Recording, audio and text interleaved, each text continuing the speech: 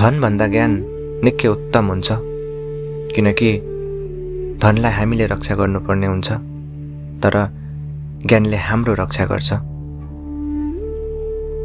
दुनियाँमा जुन कुरा सबैभन्दा सुन्दर हुन्छ त्यो कुरालाई न त छुन सकिन्छ न त देख्न नै सकिन्छ, त मात्र महसुस गर्न, जस्तै कि प्रेम।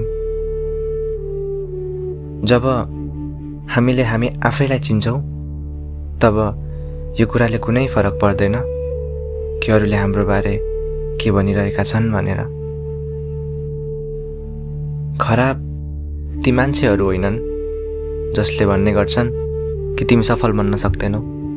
खराब त तिमी भित्रको त्यो सोच हो जसले यो कुरालाई सत्य मान्ने गर्छ।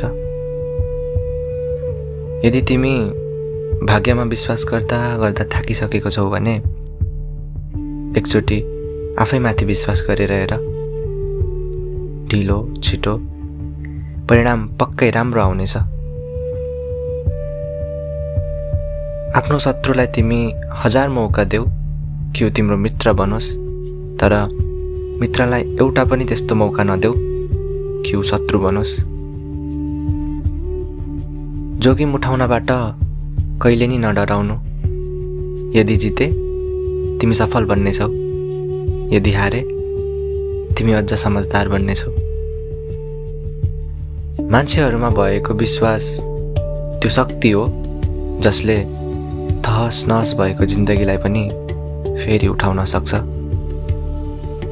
मान्छे आफ्नै विचारद्वारा निर्मित एउटा प्राणी हो, त्यसैले उसले जे सोच्छ ऊ त्यही भन्ने गर्छ।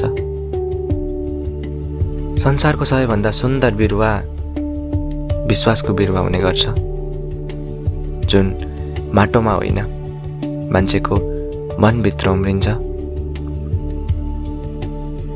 तिमीलाई त्यति बेलासम्म कसैले पनि हराउन सक्दैन जति बेलासम्म तिमी आफै हार मान्दैनौ।